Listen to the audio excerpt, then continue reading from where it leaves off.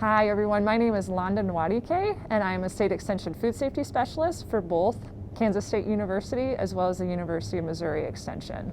So today we're here at a water testing laboratory here at Kansas State University Olathe, and I just wanted to talk to you a little bit about why water testing is important. As a produce grower, it's really important that you know the quality of your water that you're using for irrigation, for mixing with chemicals, for washing your hands, for if you are doing any washing of your produce. It's just important that you know the quality of your water so that you can use it safely and you can produce as safe of a product as possible. So our laboratory here in Olathe, we also have a laboratory in Manhattan that does the same testing. And on the Missouri side, we work with the Missouri Department of Health labs, and they do the same water testing that we do. Our labs can only do microbial water testing. So we only look for generic E. coli and coliforms in the water. But if you are a produce grower and are interested in testing for heavy metals or for pH, there is labs in Columbia and Manhattan that can help you with that. Hello everyone, my name is Manrit Puller and I am a research assistant professor in the Department of Horticulture and Natural Resources and the Food Science Institute at Kansas State University. My job focuses on produce safety research, which highly emphasizes on agricultural water quality, and today I'll be talking about what we do with water testing in our lab and how do we analyze these samples. So growers submit their samples to our lab. We receive them in a box, something like this, which comes with the ice pack. We receive the samples along with a submission form that has the details of the water sample, and then those samples are processed using reagents and this machine that has a set of reagents. They are sealed in here, then they are put back into the incubator. This is how a sealed sample look like. This is placed inside the incubator up here for 24 hours at 35 degrees C. If the water is clean, it comes out to be like this, colorless water cubes. If it is highly contaminated, it comes like this with yellow cubes. And based upon the formation of color, some of the wells, they are fluoresces and some of them they're not. So based upon that, we calculate the number of total coliforms and the number of generic E. coli.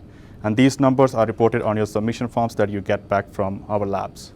So when you get your lab results back from our laboratory, either in Manhattan or Olathe, they'll be on a form something like this. If you get the lab results back from a private lab or from the Missouri Department of Health, they might be in a little bit different format, but the lab results will tell you what your generic E. coli is per 100 ml sample, and it might also tell you what your coliforms are. So on the generic E. coli per 100 ml sample, it might say less than 1 or it might say 0. And just a note too that CFU, coliform forming unit, is basically an equivalent term to MPN. So you might see one of those two acronyms on there. So for post-harvest water, for water that we're considering to be potable, you want that level to be 0 or less than 1. If you're using the water before harvest, then generally speaking, we'd want the level to be below 126 CFU per mil. And again, that's for the generic E. coli. So you'd like your generic E. coli to be less than 126 in general. The lower, the better.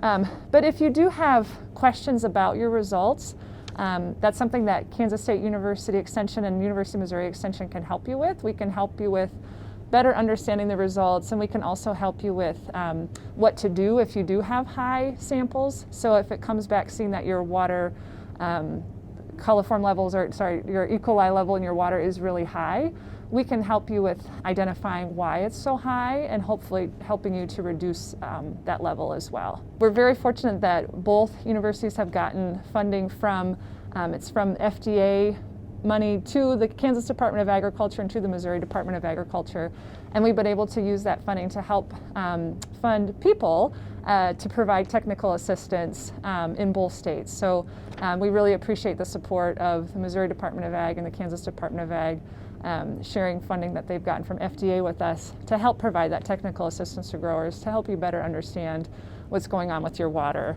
And we can currently offer free water testing to produce growers in both Kansas and Missouri.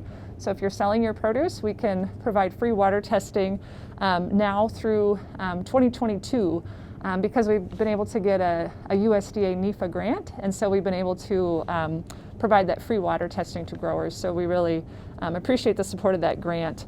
In Missouri, you work through the local public health department, and the local public health department will have a test kit that you can pick up, and then you can drop off the sample at the health department as well. And there's more specific information about that on our website as well. Our goal is really to produce as much local fruits and vegetables as we can as safely as possible. We know that these fruits and vegetables are really nutritious, and we really want to help to provide safe and healthy produce as much as we can. This can help with economic development in Kansas and Missouri. It can help the farmers to be able to make more money, and it can also help increase access of local fresh fruits and vegetables to our consumers in Kansas and Missouri, which is very important because we all probably need to eat more fruits and vegetables.